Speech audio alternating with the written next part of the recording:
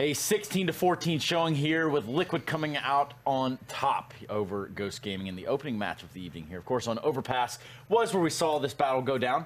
And to kind of break this one down, I'm here with my analytical crew, that is Pimp and Vendetta. Guys, let's talk a little bit about why this one was so close. Take it away, Halvor. I mean, first off, again, positively surprised by what Ghost come up with, what they want to show. It did look a little bit scary there throughout the first half. Obviously, saw them getting off with a pistol win, and then having the shot at actually, destroying the economy of Liquid completely. Liquid win first buy round, and Ghost bring it right back. And at that point, we have a bit of a forced buy situation from Liquid. They go aggressive. Leech picks up a quick double kill, and that just kind of sets off a good run for Liquid. And I think that was really the big deal breaker to start things out, because they take, well, from that point on, pretty much 9 rounds, and only allow Ghost to get 1 to close at the half. And I think if Ghost wanted to have a shot in this game, or I guess a more comfortable shot at this, they would have had to pick up more T rounds than what they did initially, which was a bit of a shame. And we kind of reverted back into what we saw in the olden days, where it's more Team Wardell than Team Ghost. But I guess, once we got over to the CT side, we did see more of a contribution from, I guess, the rest of the teammates as well. So it wasn't all doom and gloom in that sense. We even got to see the setup we talked about. Ghost did it, and, well, for all intents and purposes, didn't work out. It didn't quite pan out the way that they would have wanted it to. Yeah, slight, I guess, altering to the setup. Seb this time wasn't alone towards the B bomb site, kind of figuring out where people were, trying to find information, just kind of joined up everyone in restroom. And it seemed like Liquid were fairly aware of that this might come about one more time. I mean, they tried it once, right? So obviously they have a little bit in the back mind, thing that if we see this guy over here, doing this and this and this, and all of a sudden, this area is clear, then be aware of this, So obviously, when you do like a specific strat like that once against the same team, then you're normally not allowed to do it again unless you like spice it up in another way. Whereas last time, in the same you gave, you saw the guy push out short on catwalk and pick up a kill. Had he done something differently this time around, maybe to lure off the fact that it wasn't the same setup, then it may or may not would have worked differently in that sense. So you can't really pull off the same strat twice against a team like Liquid. It's very hard, especially because Liquid have quite the tendency to actually do the same type of anti-eco as well on Overpass. They'd like to focus heavily on putting people towards long.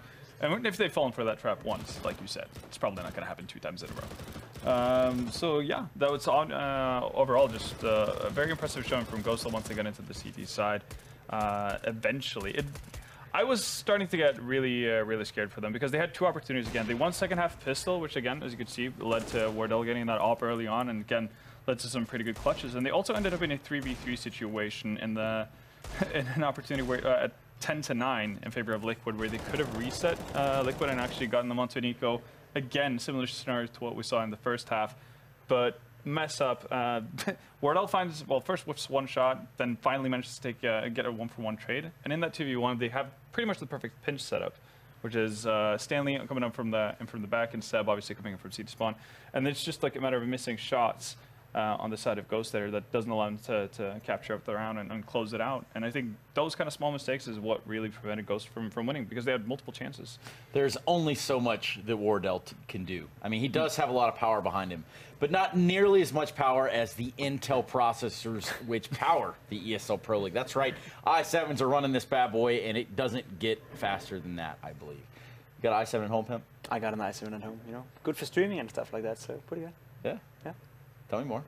Tell me more? Yeah, I mean, I do obviously, stream on a place that is not Facebook, so I maybe should consider going to Facebook and combine Facebook and Intel i7, to one big unit. I don't know. The power duo. The power duo. That is the Intel Core processor, the i7. I have one myself. It's also pretty fast. Now, look, we just saw Overpass complete, and we do have Mirage to look forward to here between Ghost and the Liquid. So with that, can we expect a similar showing here? I mean, this was a pretty close matchup overall. We didn't see necessarily a monstrous T-half here from Ghost, but can they pull it together for Mirage? I feel Liquid is a much better Mirage team than an Overpass team. So in that sense, I feel the skill difference level is going to be more showcasing in this scenario. Wardell had one other game. I don't expect him, and we keep saying that we don't expect him to keep doing that every single game, but he keeps doing it. Keeps doing it for some reason. So yes, again, can he do that again? Then obviously there's a chance for a close game. But overall, I feel like Liquid is one of those teams who fundamentally, and Mirage, they have everything going for them. They have some sick Mirage players, individuals, Leech for once in that connect area, Twist as well around that connect area, and the A area. They're just 2 of the best players on Mirage in the entire world, especially on the CT side, I feel. So in that sense, Ghost are really getting the hands full of a bunch of Liquid players that are very familiar with how to win Mirage against some of the best teams in the world. And let's be honest, again, Ghost, they're a decent team. They're doing better than we expected. But comparing them to a team like SK, comparing them to a team like Fnatic, there's a huge skill difference in that sense. Just a straight disparity almost. And I believe it's pretty fair to say. Yeah. Ghost were the underdog coming into this. There's just no way to avoid that. Yeah, and they've already gotten kind of their best matchup versus Liquid that they possibly could have wanted, and getting Overpass. Again, we've seen that in the past that it's actually proven to be quite successful for them versus Liquid as well. Bit of a different story with Mirage. Again, I think this is where you see, I guess, how a matchup like this normally would pan out, where you see, well, not necessarily Ghost getting their best map. That's when they start to peter off. Hopefully, we can see more of I guess the players that went missing in the first game show up and try to ease off the pressure from Wardell, and that's kind of where you have to see or find your, I guess, in terms of success, right? Like, you want to see, you're not necessarily going in there expecting to beat Liquid, but if you can make it a close game, everybody's contributing, everybody's playing their vital part in this, and that should be honestly a pretty solid step forward. Speaking of contributing, just looking at Overpass, we saw Steel not necessarily have the best game he's ever had. But if he's able to find a rhythm here on the Mirage, well, that certainly just takes just a little bit more chance away from Ghost Gaming.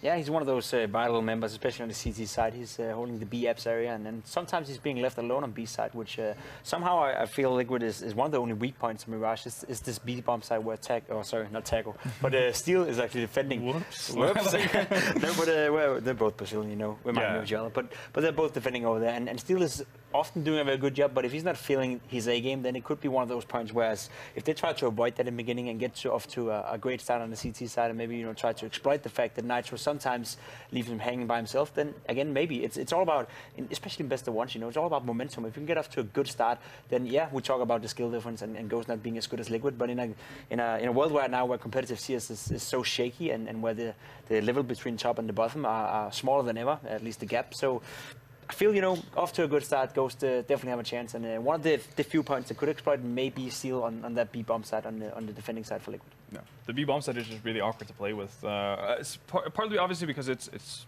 not the most common angles that you kind of get in other parts of just any CS map, really, but also the fact that it is fairly dormant a lot of the time. So you go up to B, you do your thing, your jump peek, throw your smokes and nades, and nothing really comes out of it. Nobody ever goes there. Maybe you have a one opper who peeks there initially at the start of the round, but that's all the action you see for about the next 8 rounds. So in terms of getting into the groove of it as a player playing that B bomb side is really rough. And as I said, that's kind of how you catch people off guard. That just one round that avalanches thing out of control for you, because you've been caught off guard once. Now you're kind of starting to scramble. You don't really know what to do of yourself. Should you go aggressive? Should you play more passive? Do you need help from your teammates constantly because you're feeling unsure about what's about to happen? All that comes into play. But I think good start is going to be vital for them. They did pick up both pistols and Overpass. Continue that trend, get Wardell on and off early. I think Ghost have a chance to make this an interesting game. Do you echo the same sentiment, Jacob? Do you think that Ghost Gaming can put enough rounds together, maybe conjuring 16 to win the map? I don't think they're going to get 16. I think on a good day, if Wardell keeps playing like he did on Overpass, we could see a double digit from Ghost. But I do believe Liquid are the heavy favorites in this one. The likes of Elise, Twist, and even Nitro on this maps are normally very solid players. And I do feel that Ghost, we've seen them play Mirage, I think, twice already in this season, where first time was absolutely horrible, and second time was actually decent. So it's sort of like up in the air. This time it's going to be world class. This time it's going to be world class. Has to be. Even though if it is world class in Ghost respectiveness, then I still do believe it's going to be Liquid taking away this one. 16, something along the lines, 16-7, 16-8, and you can put your money on Bedway right there. Okay, well done. This guy, he's good. Pay the man. He's good. Check it out, though. We have to now jump into the game. I have to time these guys. They've been here all night. They're going to continue to be here all night. And with that, it's Jason and Harold. Guys, welcome back. I'm sure you had a good downtime there. It was very short-lived, but what do you guys talk about when you're out there alone? We talk. You did most of the talking. I did, yeah. I'm feeling talkative tonight. It's good. So what, Harold? You bought a new grill? I bought a grill. Yeah, I want a girlfriend. No, like grill, like George Foreman. Okay, yeah. Sorry. It was. I'm looking forward to using that. Okay. That's what you me and live Jason in England, though. Yeah. When is there ever going to be barbecue weather? Well, that's why you buy. It's for inside use, however. It's George Foreman. It's electric. Oh, it is the George Foreman. So is it the one that clamps down? Yeah, dude. So it's a toaster. It's a good one. Well, not quite, no. It's like a toaster for meat. Jesus. Toaster for meat. Well, I'm going to let you guys take it from there. Toaster for meat, and looking like a little bit of Mirage here between Ghost and Liquid. Yes. Thank you, Trace. Here we go. Map 2, Harry. Yeah, I'm looking forward to this one. It's toast It and was meat, baby. it was a sound Get the sausages out. sound analyst segment. Slap them down on that grill. Exactly. You know. I think mine is enough for 8 portions. That's what it said. 8 slabs of meat. All at the same time, yeah? Yeah. Well, here we go. Freeze time is over. Pistol round has begun. Team Liquid starting on the T side.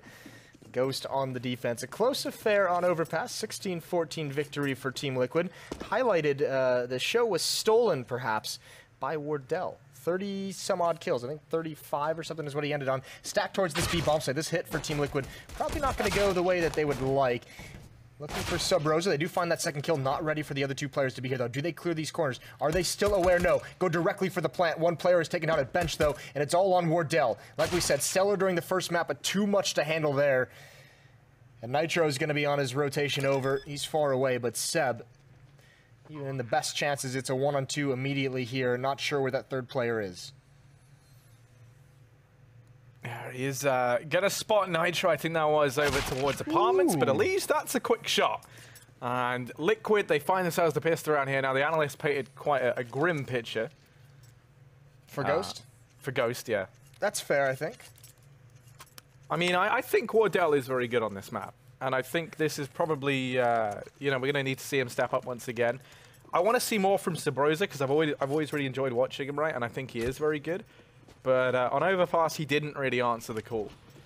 And I think, you know, maybe... Ooh, double nade. That's huge. That's a lot of damage. Maybe another... That's the Molotov to finish things off. That window! Oh, it's all gone so wrong. As the nades are strong and the fire and flame burns down.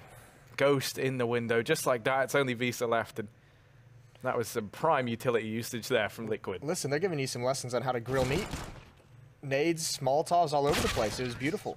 I actually thought both the nades were just going to get 4 kills. I thought that was just going to be like a done deal. Easy affair for Team Liquid after the utility usage. Here it comes. Here come the bombshells. Oh, there's one. Where'd the second nade go? Maybe we didn't spot it quite in time. But yeah, the Molotov does its job. Carcasses littered all over the place. And 2-0 very, very quickly. Yeah, quick and clean for Liquid. That's what they want, and now they want to make money into this round. Flashbangs on Visa, though. He's going to throw those over the wall. They're going to try and find a timing to peek this, and actually it could work, except it's thrown too late. They've already passed it, and now the Molotov going to keep them at bay as well. So Liquid, again, with some utility on the anti-ecos, do a very good job of managing all the mid-pressure that Ghost Gaming wanted to have. So that was almost quite an expensive round for them. You know, only going into that really versus those USPs. I think maybe there was like 1 or 2 PT50s. And, you know, they do lose 2 players, almost 3, and that would have been pretty disastrous. But now the buy comes in for Ghost. They've got the AWP on Wardell. You know, we keep highlighting him. He is the real kind of, the real big player in this team. And he's the one I think that's going to have to step up in this round if Ghosts want to find it. So early on, he's over in mid. He's got Sabrosa, the 2 players I always seem to mention. They look to try and hold the fort here in middle. And well, Liquid going to wait early on to see if any aggression does come out from Ghost. Nothing coming quite yet. Wardell and Sabrosa both in window. Wardell's going to rotate out towards that A bomb site. We have NAF lurking there. We'll see that a lot throughout the gun rounds. This time he's only got the UMP, so it'll be interesting to see how he plays it. I don't think he's going to peek and do too much aggression, but may wait for the rotation to come out. They try and use this smoke to get clever. Seb is aware of the possibility. Meanwhile, Liquid's starting to lurk up this connector. Seb's attention is drawn away. He's going to get up, and he's going to be completely blinded. No shots coming out quite yet, and now Liquid start to make their play, and there goes Seb. No one watching connector whatsoever. Wardell misses the timing, and he goes down quickly. Nitro with a pair of kills to open up the bomb site, and Elige has great presence in window room as well. Doesn't look like there's a great chance for the retake. Bomb just now being planted, and Sabrosa had to win that fight, and he does, but the nade finishes him off, and now it's Elige's turn. Quickly just down to Stanley. It's going to be a 4th for Team Liquid. No kit. Actually, they're challenging for that fight, Elige is. Feeling confident today. He's feeling very spry, as we've seen, you know, first on Overpass, and now here on Mirage, starting things out pretty nicely.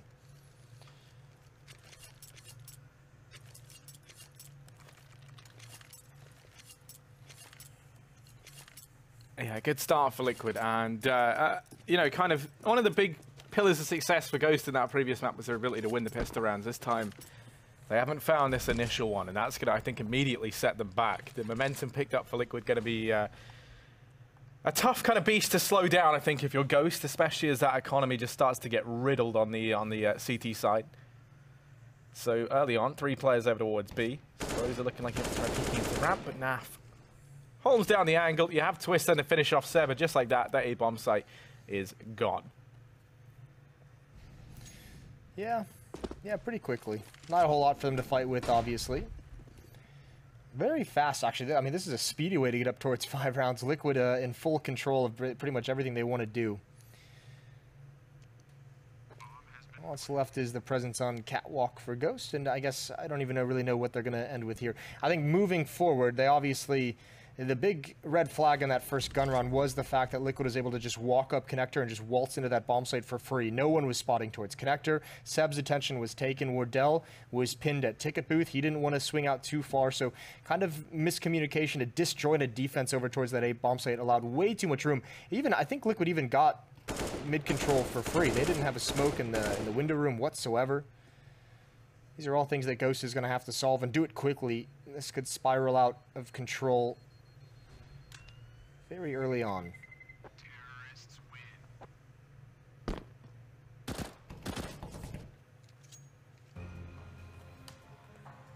Yeah, that's the pause called in. I think justifiably so for Ghost. They have to try and figure out how to tame this beast. At least now they've got the buy to do it with. Last time we saw them really try anything over a mid, it didn't end too well. So I'm curious to see what the decision will be. It looks like Wardell, you imagine that's him with the AWP. He doesn't really have the best spawn for anywhere. He's kind of got the almighty neutral, which isn't really ideal. It's kind of the worst. But he's going to go take the AWP over towards mid by the looks of things.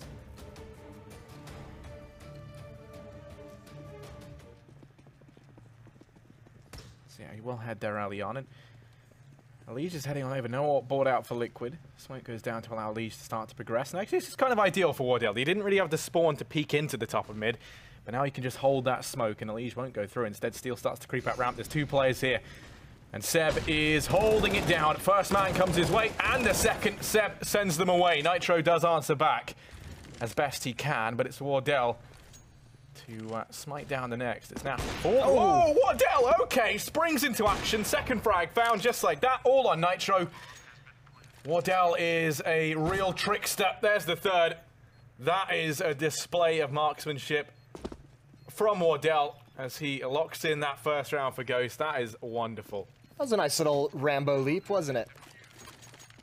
Presence of mind to make sure he's checking all of his flanks, and yeah, this was nice. I mean, the trades here for Liquid are good, all things considered, seeing as there was a smoke. Wardell gets back in a position just in time. Missed opportunity for Naf there, and this is just wild. Jumping down, nose to clear it anyway, just in case, and Lige kindly waiting inside of his crosshair. Big round for Wardell. Triple kill to get the first round on the board for Ghost. Plenty of money, though, still on the Liquid side. Even if they lose this one, they've still got more in the bank, and it's going to be a push towards Underpass. Wardell going to peek up. Flashbangs around. He eats it full force. This is not ideal. Visa there with the trade, but can't handle the follow-up. Seal and a Lige, clearing out the aggression.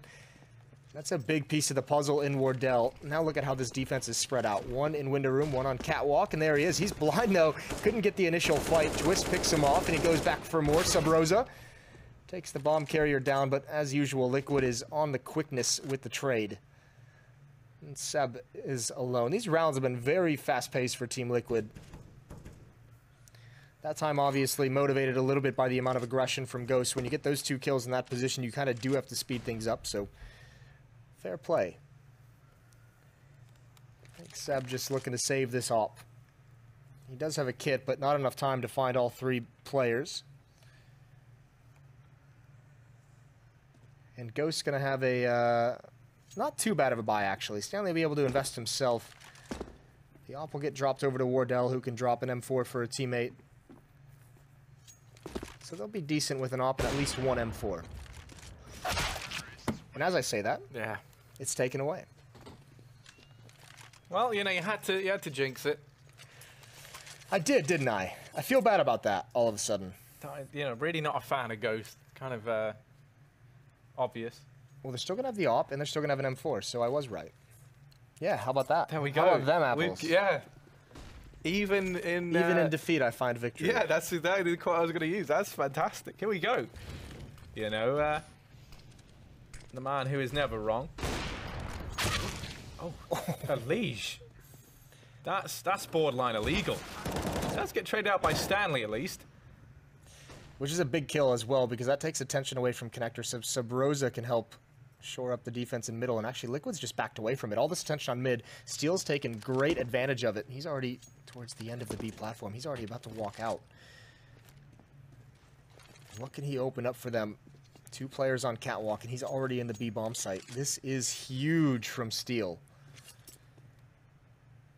Liquid walking, so the catwalk players, Visa and Stanley, have no idea this is coming in. Stanley's starting to check back towards this bomb site, but Steel's already made it over towards market, and that's smoke. Liquid calls him back, and they say, yo, we do need your assistance to help get into this bomb site.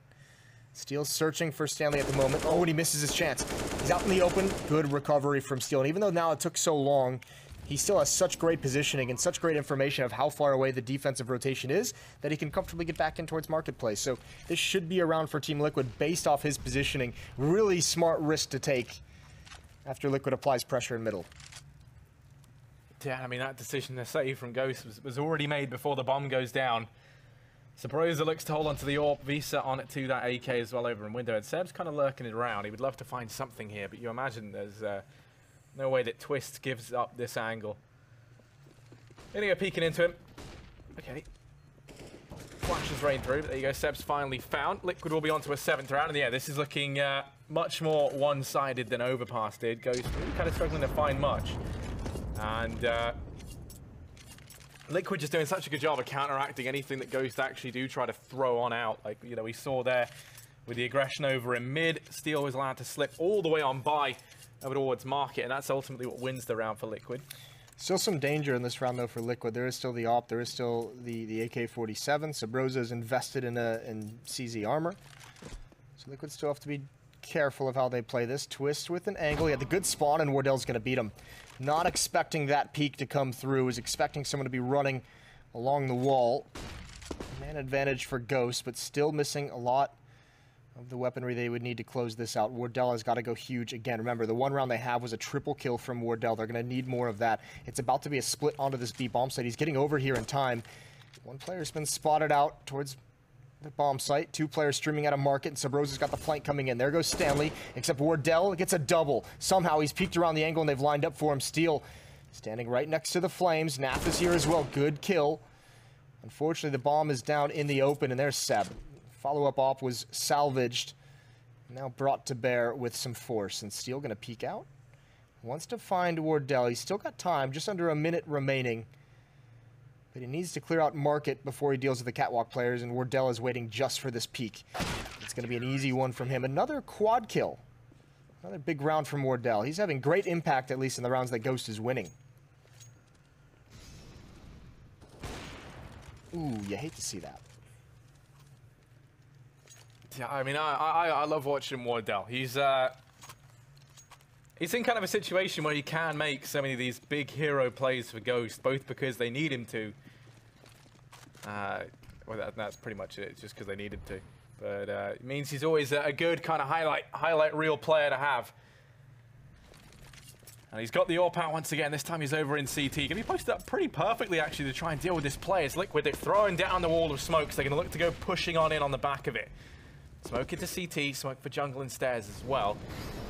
Actually, Wardell, the first man to fall, and he's been the real difference maker for Ghost. And Liquid, they've gone spilling in to the site.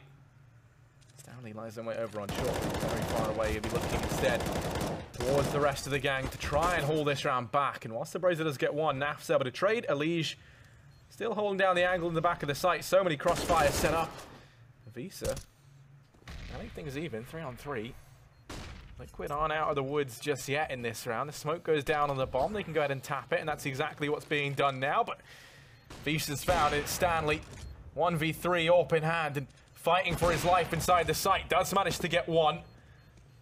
The boy from Britain has to go ahead and form a hasty retreat, and Steel will not let him. So Liquid onto an 8th, as they are ruthless there. Yeah, again, a harsh reset on Ghost. They are out of money after that investment, after that one win, and the losing bonus immediately taken away from them. Really well done from Team Liquid. It looked like they got stalled out, but they used just enough utility, were able to get aggressive enough, and obviously the opening kill onto Wardell, who seems to be the difference maker. He's got 7 kills in the 2 rounds that Ghost has won. And they seem to really rely on his impact, and especially on this map, even more so than Overpass. So whatever Ghost could talk about is over now. You can see him tossing some upgraded pistols around just out of cash. It looks like Liquid, they're going to try and go for a mid-play this round. The AWP had the spawn for it. Actually, no, Twist's going to take it over towards apartments instead. We haven't really seen Liquid do this all too many times, so Twist has the timing to try and find Stanley or Visa. There's a man down in low tunnels, though, in the form of Sabrosa. Stanley gets chipped on down inside of B. Seb's already up and past ramp, so it's aggression from Ghost. Although Liquid, they're playing very measured. They're waiting for this aggression from Ghost Gaming. Seb's about to go toe-to-toe with Naf here down in T-spawn. Not the ideal fight for him to take, considering he's got the CZ versus the AK. Spots the head and goes ahead, starts to try and form a hasty retreat, but Naf will find him. This boost is interesting, but somehow Steel's got him by. So, oh, that's not good. He's so slippery in that B bomb site. Now, every time just to lose the defense and works his way into the backline. That round was no exception. Sabros has somehow been able to do the same, though. He's hiding in lower tunnels, and now he's going to look to try and slip one in at the end. Steel just has one of his strongest suits as a player. One of the reasons why he's so important to his teams. He just has a very good understanding and read for the game. So he obviously he knows when it's time for him to take a risk and time for him to make a play. As you could see earlier when he snuck his way into the B bomb site to secure the rest of his team's passage to get the plant. And I mean, he just has this great kind of awareness of when he can take those risks. This time, obviously, being rewarded with a double kill. Wardell's going to have the AWP again as the buy comes out, but Ghosts have not been able to string 2 rounds together. In this one, they're going to be fighting with a big deficiency in their nades. 4 smokes, 4 flashbangs, and 1 HE grenade. Only 1 kit on Seb. Liquid, meanwhile, flush with cash. They don't even know how to spend all of it. Round 12 coming at you. Now we're going to get some mid-aggression. I don't think we've seen this quite yet. It's Wardell with the AWP. An opportunity to make a big impact early on. He tags up Nitro down to 24, and Elijah's going to try and chase him down. Does a small bit of damage. Meanwhile, he's taken down to about 28 from a player on Catwalk. So at the moment, mid is being denied to Team Liquid. That is a big pickup. Wardell goes back into mid and shuts down his open counterpart on Liquid. Now Nitro's going to be picking that back up. Still, surely not again. He snuck into B. Oh, he might be allowed to get away with it. Stanley has started to spot him, and he's already picked that up. So this time, Steel is denied. That's a big victory for Stanley. That was the play that might have been able to bring Liquid back into this round. As it stands, Naf, the only one with HP. He's on a ramp. He's got to cause some kind of distraction so the rest of Liquid could get involved, and it's just not going to happen. Naf going to work his way up. There's one under balcony that he can find. At this point, it's all about damage. It's all about making sure that Ghost can't build up enough money to go on a run here at the end of the game. He's going to clear under balcony as well. And there's the peek. There's the frag. One more to find at top connector. Not aware of it just yet. On the staircase, Naf does that as well. He's dinked out of low HP, but the AWP, it doesn't really matter what his health is. He can take that fight. He doesn't even care. Wardell's actually stepped in front of the Molotov, and he's starting to burn. 9 HP on him. This is actually all of a sudden a little doable for Liquid, and if you're Ghost, you have to be feeling nervous. When does Wardell decide to peek? There it is, and Nitro finds him. 15 seconds left on the clock. They have players in CT spawn to stop this plant. Got to tap the bomb. Naf needs to cover him. There's the peek out, but both come at the same time, and Naf gets distracted. They do recover, but it was oh so costly. Dan, you said, you know, economic damage was the thing there towards the end for Liquid, and they do that in abundance. The buy comes back in for Ghost, but they stick everything into this round. Double op setup does come out once again. We saw them have that a few rounds ago, but it didn't really seem to bring too much to the table. And this time, Liquid sending players over towards B early on, 4 of them here. This has got to be a result, one, of the amount of pressure that Liquid felt in middle in the last couple rounds, and also straight up, just the way that Steel's been able to be so successful. They're giving up the game a little bit early. Molotov down, or smoke onto the Molotov and a flashbang, but there's 2 players stacked towards Catwalk, and they're fighting inside their own smoke. They can't actually see anything. That was a huge kill for Steel to miss, but he does enough damage for the nade to close it down and Twist with the op. Not Nitro as we've seen, but Twist is going to hold the line in towards Market. Oh, maybe he did pick the op off of Nitro's body. And Liquid hits the pause button, waiting to watch the flanks, and Seb's going to walk right into it. They've spotted one out. They just need to find the other. Even though they can't kill him, it's not a huge issue quite yet. There's the peek in, and Stanley's tagged down to 12 HP. They know where he is as well. That's a big kill to get, but fighting in the flames. Couldn't find the safety between the 2 Molotovs, and Sebno on the flank going to work his way up, and he can't handle Naf, who peeks out. Tough round for Team Liquid, but they do grind it out, and still Ghost denied from building up with 2 in a row. Yeah, it's been Twists picking up the AWP thus far for Liquid in this map, and he's looked very, very good with it.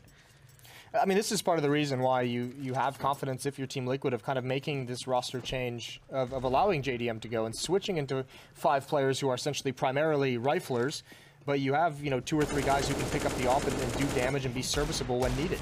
So misspray on Wardell allows him to get 1 headshot onto Nitro, and that's it. Seb, the only real anchor defender at this A bomb site for the moment, and I think Sub Rosa had to have just spotted Naf there. Seb's going to peek out. Liege, actually, excuse me, it is a Liege this time. He's going to clear that. Easy headshot for him, and that's about all she wrote, Harry. Oh, he picked up the deagle that wasn't reloaded. That's awkward. Yeah, it just makes you feel uncomfortable. I mean, it happens to all of us. There was a few kind of MM moments in that round.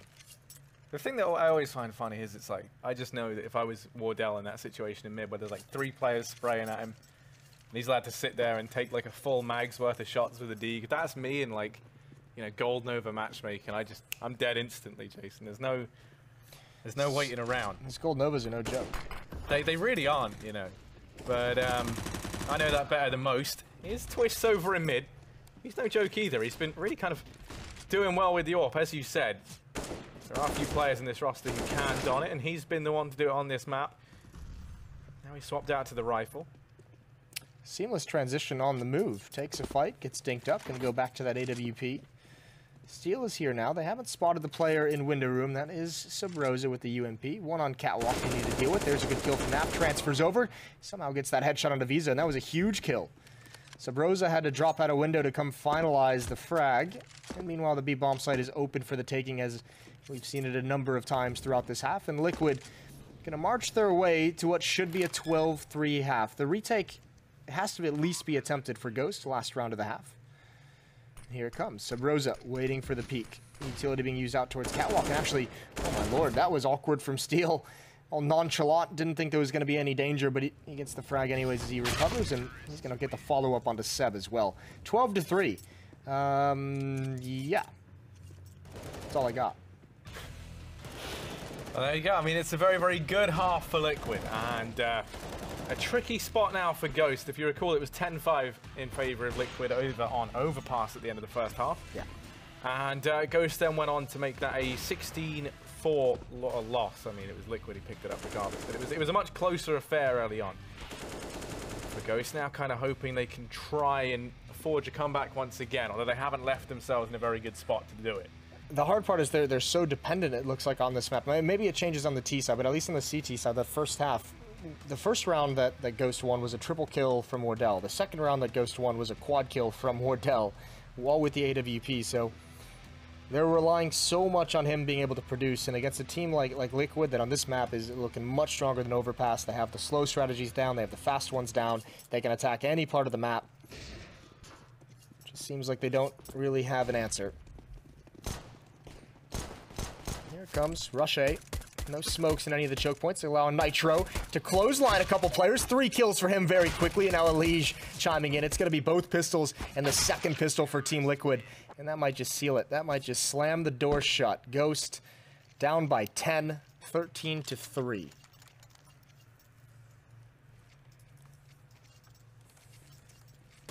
Hello. You just love to see it. A real step up from their pistol rounds actually on Overpass. They're looking a lot more confident here. And, well, now for Ghost, it's kind of... you know, do or die time. They really have to win this round out, or else it is going to be like force buying until the bitter end. So throws it. I was going to say maybe he can get something done here, but Elige is very, very quick in that peak. Always enjoy watching Elige on this map. Especially on this CT side, just because he is kind of this aggression for Liquid. It's like he woke up one day and he was just like, I want to play like Fur. At least it's looking good so far this round. 2 kills for him. Nitro's caught out in the open, trying to tap away and recovery, not going to happen. Still doesn't seem like too much of a chance that Liquid drops this, but as I say that, I'm going to jinx that one as well. Yeah, no, it's a 1v, but a 1v2. This is definitely possible. The bomb is down out in the open. Steel and Naf both rerouting over into jungle. They're going to be able to find Steel. Now it's a one-on-one, but Naf trades, and thankfully so. Liquid will go 14-3, but that's pretty good for Ghost, all things considered, because now the rebuy comes in for Liquid. They don't actually have the most money to make that happen. You had to see Naf drop a rifle over. They've got 3 rifles, 2 SMGs, and now the force buy comes out for Ghost. But now, of course, if they win this, they've at least reset Team Liquid into the next round. That's why I think what we're seeing, well, I mean, maybe not. 3 to Fortune you kind of have to buy, but I think that the fact that they get it into a one-on-one kind of dictates that as well, just because if you're going to have any chance of coming back in this match if you're Ghost, you have to reset the economy of Team Liquid early on, and you have to control it down the stretch. Easier said than done, but this is probably the best opportunity, well, maybe even the only opportunity they really have to get that done. So it's got to start here. Decoy just tossed out in disgust into CT spawn. Wardell gonna lead the way. Good kill from Twist. Aggression towards a ramp. Catches Seb off guard, and there's Nitro on catwalk. Elige even chiming in, and it's all over. No real chances for Ghost after this. There is a scout still in mid. Tags Nitro, he's gonna hold and just sprays into the smoke. USP is out, they know exactly where he is, but they can't find the kill. And Visa as well wants to hunt this down, wants to finish off Nitro, but not able to do it. 15 to Trace. Jason, we're really on the same wavelength tonight. I was gonna go on with the same meme, but you know, you beat me. That doesn't make me feel comfortable. Okay, well, you know, that's a bit savage considering you know, first series of the night, but sure, we'll roll with it. Here we go. You know, what could be the last round in this game? As Ghost, they force bought down what they can at 2 UMPs. Deagle for Wardell. It's the pistol equivalent of the AWP. And here's Stanley leading the charge, and you know, he who leads is the first to die. Iconic saying. Noel Naf, just what a hero. He's going to like to try and mop these guys up. Maybe not. He does go down. Steal with the MP9. He's falling as well. Nitro doesn't stand the test of time. Suddenly, it's actually only Twist and Elige left, so they've got their work cut out for them. Bomb can go down for Ghost. 2-on-3 in the retake, and well, Twist on the flank has to come in pretty huge with the play, but somehow he snuck by Seb. Seb only just spots him right at the very end, and now he's gained a lot of ground, but Wardell picks it up, thankfully. And Elige, 1v3, as good as he's been, it looks like he's just going to go ahead and save. How have they lost that one? The SMGs able to steal it away. Ghost, just on a standard B hit. So they've been given a lifeline. The life raft is out in the waters. But this is where the sharks come in. I don't know where I'm going with that one. No, 15-2-3, 15-4 soon after this bomb explodes. So Ghost's got to go an 11 or 12 round run, essentially, to force overtime, which would be madness. Elige at 16-10. I mean, another pretty well consistent effort across the board from Team Liquid, all within 4 frags of each other. Twist and Naf both at 18. Lowest is Steel with 14. I imagine they're going to buy here again. Elige could drop if he wanted. Actually, they're not. So 3 M4s are purchased, 2 shotguns. Steel and Twist have those. Yeah, and this is the one that Liquid win. That Nova, that's what I want to keep an eye on. It's going to get its chance, isn't it? Top of A ramp, pushing behind the Molotov. Going to drop his smoke. Got to be worried about Palace as well. But if he gets up there in time, which he's not, the execute is already starting to come in. And here come the players out of Palace. Shotgun close to A ramp. Misses the initial salvo. He's able to take him out. Elige has got to hold the cross, and he does. Spray control. One player coming in connector. Trades across the board. And Steel with the shotgun. We saw the first one not do anything. This one takes off Stanley's face. His face is off, and Steel now has the M4 against Sub Rosa out in the open. Over the flames, couldn't spot him initially, but freezes him in the courtyard, and that's a map for Team Liquid, 16-4. And that is why the Mag 7 is the only real shotgun. Liquid, they managed to get it done there on the back of that shotgun rifle buy. Yeah. And just like that, they go 2-0 in the series versus Ghost. Yeah, first one was pretty hard fought. First one was an ice on overpass. Second one was all Team Liquid, and that was just, you could see too much reliance on Wardell on the CT side. For Ghost, no one else was really getting any contact. You had to rely on way too many triple kills, quad kills from Wardell. So nice victory from Team Liquid. They've gotten the business done, boys. They've done what they needed. One might say they Nova miss. Too soon? Too cheesy? That's a bit cheesy. Okay, you know what? We're done. But it was good. It's just the application. If you're into that kind of thing. Okay, yeah, man. Well, you should get that checked out sometime. And we'll be back with these guys here shortly. Of course, we do have 4 more maps for the evening, in case you guys forgot. Loving that. And with that being Complexity or Renegades, but not before we get into a little bit of this Ghost Liquid action here, Mirage. You guys said that this was going to be a little bit of a landslide, and this was, for all intents and purposes, a domination.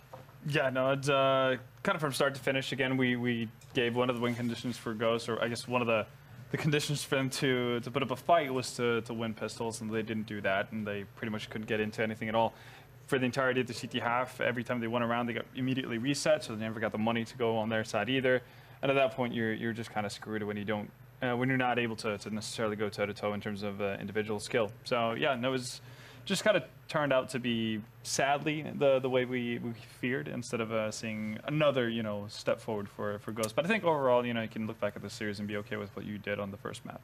Definitely, the only takeaway for them is look at the overpass game and see, as you said in the post-match after that one, they had plenty of chances to actually grab a map win against Team Liquid. On Mirage, as you said, totally overmatched on pretty much all parameters. Nothing they could really do against the guys from Liquid. So, again, Ghosts, they leave us with a little bit of what if, scenario, whereas, could have been great on overpass. What if this happened, then maybe they would have gotten a point. But I feel like that's the story for Pro League this season. A lot of teams, are showing potential here and there, in glimpses at least, but when it comes to consistency, Liquid and NRG are the only 2 teams who are constantly showing up and actually winning their games. It's all about the perimeters. Did I say it right? Yeah. No, it's wrong. Sure, look, check it out. All the parameters in the world couldn't have helped there in the first half. What was just pretty much a ball in motion, which would be Liquid, having found, I do believe it was 13 rounds, 12 rounds in the first half, only dropping 3 rounds there to Ghost. So right away, you already have your back against the wall. Already, if you're Ghost, it's like, wow, if we don't get pistol, well, it's tough times over here at the camp. They didn't get pistol either, so. Yeah, no, it really was rough. And again, it's just a very different squad to kind of look at when you see Ghost not being able to get up to those ops and kind of get the economy back in their backs to start things off. And you can tell Liquid, they kind of just play the way of, or brand of CS that you should play as a, I guess, pretty heavy favorite on a map like this, where they play with a really high tempo, just a quick pace that doesn't really allow for the CTs to actually get a good grasp of what's going on before it's too late.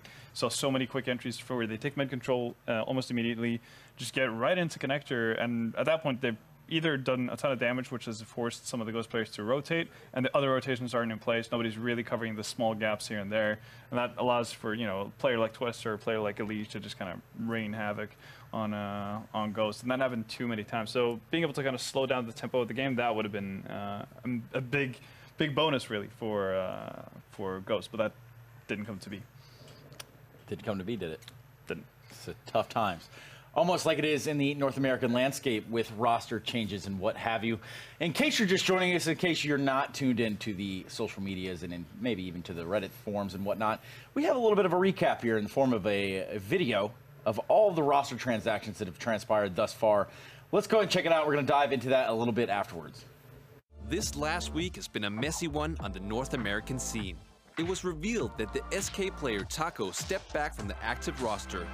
SK Gaming has been struggling ever since the disappointing result at IEM Katowice. And after bad performances for 2 months, Taco departed. That left a hole in the SK roster. A hole that earlier this week was filled by the Cloud9 player Stewie2K. Look at the time, there's 7 seconds to blow the bomb. They're trying to build pyramids, but there's no more play. Stewie's won the round. We go to overtime. The young American left his North American team, and suddenly Cloud9 was the team missing a player. And if that wasn't enough, Skadoodle chose to step back from the CSGO scene, leaving Cloud9 without another player that can do stuff like this. Skadoodle, your turn. You're up. And he's already got the first. He goes. Oh, it's Nico in the smoke as well. He doesn't know it, but he goes back out. He's got the slow. Oh, my God. How close is that? How fast is Skadoodle? And his turn to stand up. 3 in a row. FNS has in the meantime replaced Stewie, but the former major winners still have an opening in the roster. And with that remark, we conclude the messy week in the North American Pro League. Of course, Skadoodle filling in and playing with Cloud9 tonight in that other league. But sorry, just had to put it out there the way it is. He has announced his sort of inactivity. I believe we could start the conversation here with my favorite topic, Cloud9. Take it away, Pip. I mean, I would say highly surprising roster move in the sense of FNS joining. We touched a little bit upon it already. I personally are not a big fan of it yet. I feel there's potential, and there's definitely areas where there's unknowns that could be beneficial for Cloud9, that could end up being something good. But I just can't stop feeling that Cloud9 is reigning major champions, and without being disrespectful, you know, Cloud9 is not going to win a major with FNS on the lineup. I don't think he is. I don't honestly think he's great enough in that scenario. I feel he came into complexity, and I actually had a lot of praises for that guy. What he did to CLG, especially during last season or last year's season. Making some results into the quarterfinals or semifinals at DreamHack Open events and constantly, you know, qualifying for some of the tier 2, tier 3 events was actually fairly impressive considering the state of the NA scene back then. Did something great, but when he came into complexity, it seemed like he never really got to put his touch on the team. May have something to do with the fact that he only joined them in January. In January. Very not long ago. Very not long ago, and he also got to join them at the team house only a month ago. So he didn't really have too much time with them, you know, in person. So that may have something with it to do. But I just feel like he's a guy that get a lot of praises for being a smart NA in-game leader, but also one of the only few they have to produce. So I feel there's so many European guys out there who I see better qualities in, and I see, you know, who can outmatch him in both skill-wise and also in-game leading-wise. So I'm having a really hard time seeing how Cloud9 is going to elevate their level back to a major champion level once again with him on the lineup. So how about this then? And of course, pure speculative purposes. If not FNS, you know, if Skadoodle stays standing down, who do you guys implement into this lineup for it to make sense? Do we have to pick off of someone who's a free You can agent? pick anyone you can think of. No, we just get Naf. Like, easy, bam. That's one, but you need two. Well, you said Scott staying, right? Well, let's say he's not. Okay, yeah, so we need 2 players. Obviously, well, if you could poach anyone, get Twist and Naf. Twist and Naf. In my book, and just keep Turk-on as an in-game leader. Obviously, then you're kind of continuing on the same trend as you did in the past, with just going for firepower more so than I guess the strategical approach to it. But that seemed to be working pretty well. Like when C9 peaks, they're pretty tough to beat, as we saw in Boston. So I think that might have been the best recipe for success in that case. If they were to go in a different direction, I'm not really sure where they would have gone. Maybe it's time for Sean to have, make his return to Cloud9 instead of FNS, that kind of thing. But at that point, you run into the same issue as you would with FNS. Sort of get the same thing, yeah. Yeah, exactly. So at that point, it more comes down to familiarity, I guess, with the players he has around him and what he can do in that sense. But it's a really tough situation to be in for Cloud9 because obviously they lose an immense amount of firepower in Stewie and Ska. Well, speaking of Stewie, we do know that he is now transferred over to SK Gaming. That's right, Stewie 2K plays for SK. What a time to be alive. Ladies and gentlemen, can you believe it? Because it actually happened. Now, we do have a little bit of a pros and cons here we kind of try to walk into with that regard because, that's a pretty big deal. We see Taco step away. Of course, this team have a little bit of struggle in finding that sort of foothold that they are known to have. But talk to me a little bit about what Stewie could be doing to change it up. Yeah, so I guess I think we both have the same opinion. A lot of people obviously look at Stewie coming into the lineup instead of someone of Taco and thinking, well, that's a big upgrade. One of the reasons we're a bit more measured in our approach to it is because obviously Stewie is coming into a different team where English isn't the first language. That's just right off the bat. They can't speak Portuguese anymore. That's going to be an issue. We know how communication is alpha omega, really, for CS teams to function at a high level, especially with the playstyle that SK has. And also, Taco and Stewie, very different players, completely different playstyles. Stewie, much more of an aggressive player. And we've seen what that has done with SK when they brought in too many aggressive players into that lineup. It doesn't function together. Phelps and Fur couldn't coexist. in addition to having Fallen be the same Fallen he usually is.